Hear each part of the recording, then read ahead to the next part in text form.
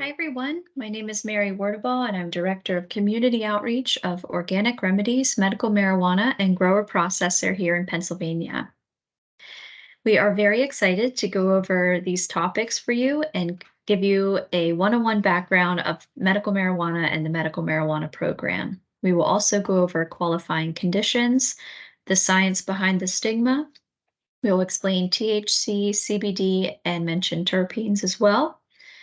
Available products in PA, patient caregiver registration, certified physicians, a pharmacist role and dispensary relationship, and then we will encourage you to reach out if you have any questions throughout the process as well. And also through email or phone at the end, we will have our contact information. So, how did we get here? April 17th, 2016, Governor Tom Wolf signed Act 16, which is the Medical Marijuana Act, into law. PA became the 24th state to legalize medical marijuana. Act 16 was structured to encourage research and provide a very medicinalized approach to the program. PA is one of the very few states to create specific roles for pharmacists and other healthcare providers. And Organic Remedies is partnered with Philadelphia College of Osteopathic Medicine, PCOM, conducting research on medical marijuana as well. What do the regulations require? So the law requires extensive seed to sale tracking, specialized training for physicians, pharmacists, nurse practitioners, and physician assistants regarding the latest scientific research on medical marijuana, and education for owners and employees of the medical marijuana organizations. And patients must be qualified for a medical marijuana card based on past medical history and a physician's recommendation. So there are 24 serious medical conditions to qualify for your card. And physicians who have completed specialized training and who have been certified by the Department of Health can recommend, not prescribe medical marijuana, but just recommend that the card may be of benefit to you.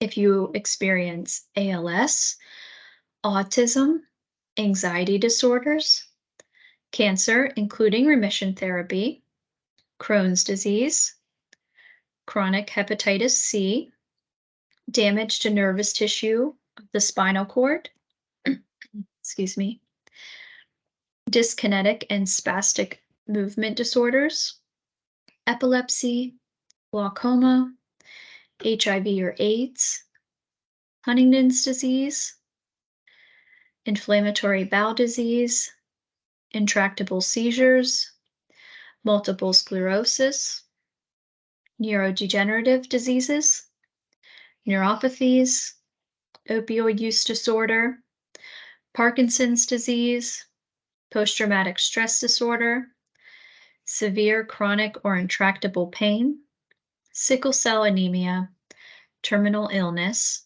and Tourette syndrome. A little bit of a closer look. Whenever other therapeutic options need to have not been exhausted, a physician may specify a dosage form, tablet, lotion, oil, or tincture.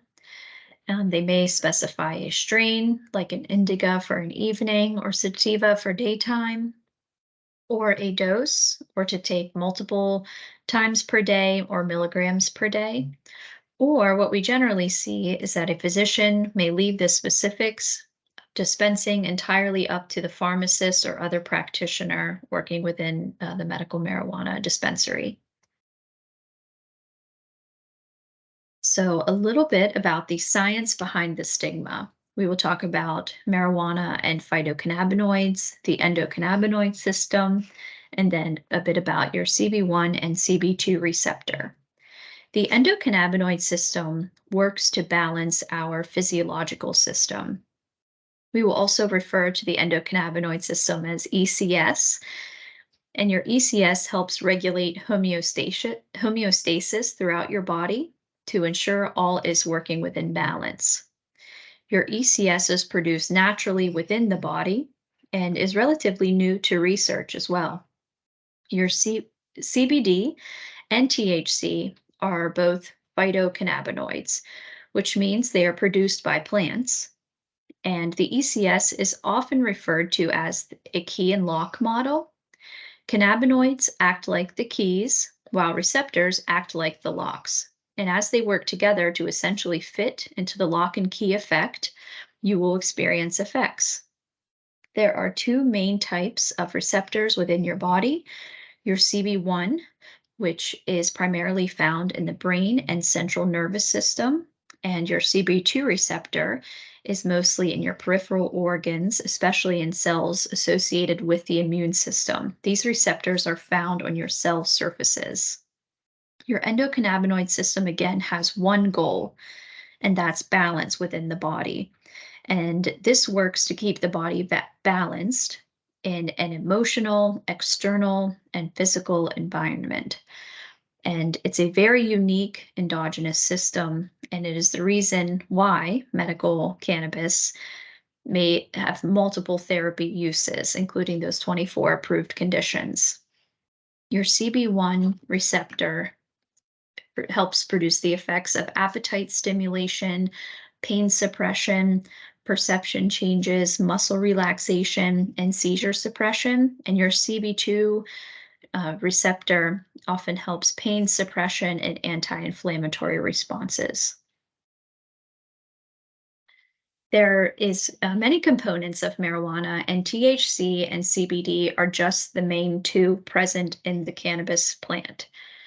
Their THC is intoxicating depending on the amount you use and can induce a high, but you can really control that depending on the form and the amount that you're using as well.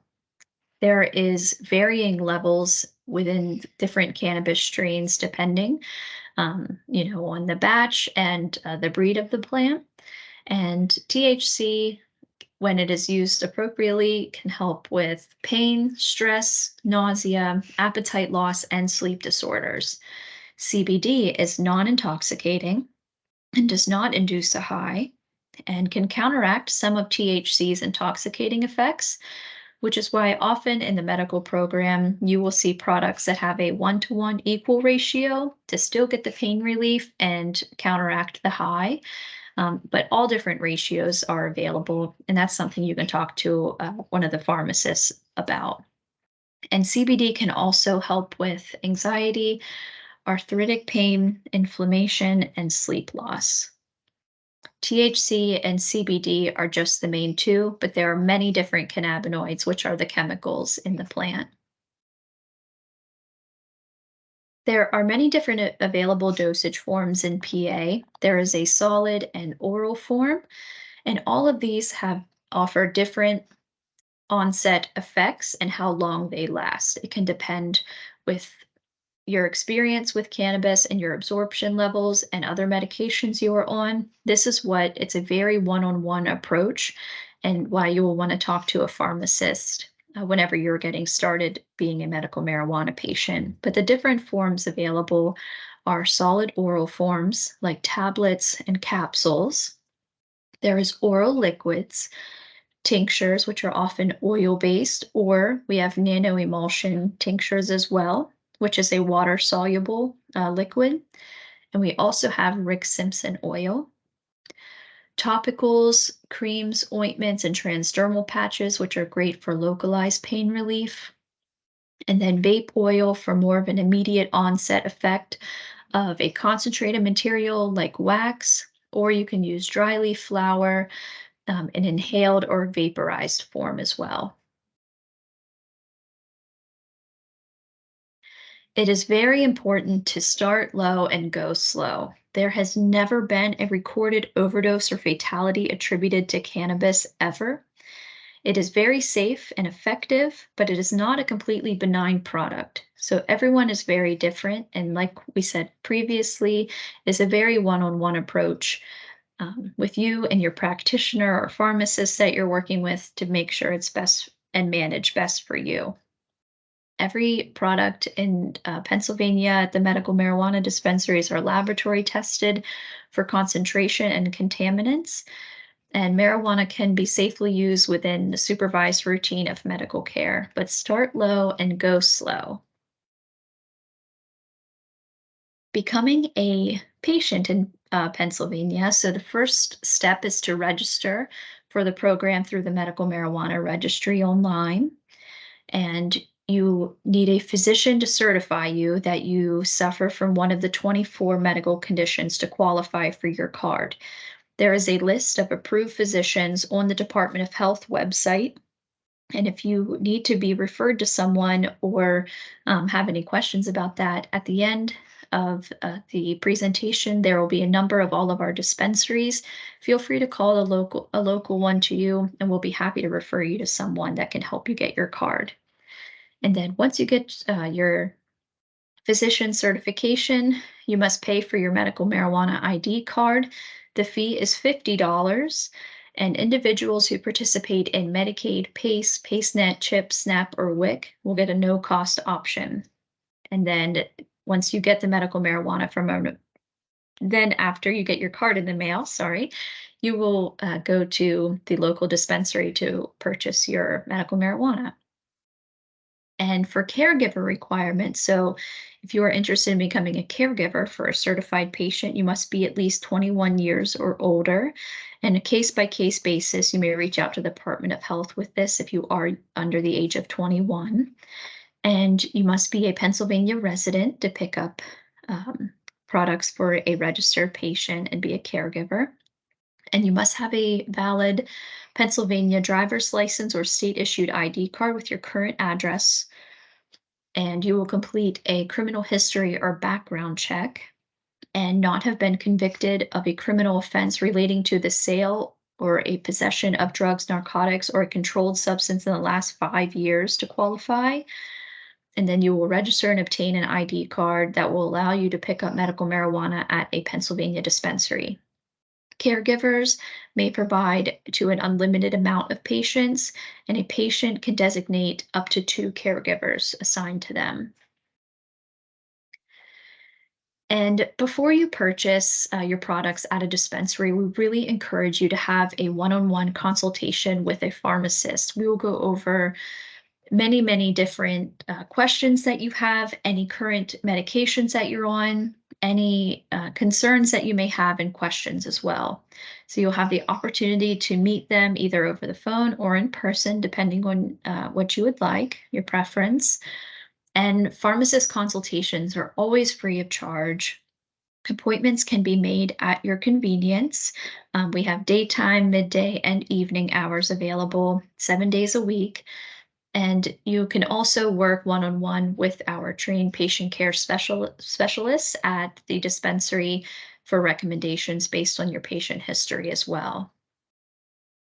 So we went over the overview of the medical marijuana program, qualifying conditions, a bit about the science behind the stigma, available products, and then certified physicians and registration as well.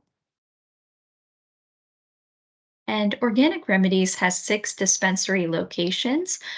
On the eastern side of the state, we have our Paoli location on East Lancaster Avenue. Western side of the state, we have North and South Pittsburgh available. So on Library Road for our Bethel Park area, and then also on McKnight Road for North Pittsburgh.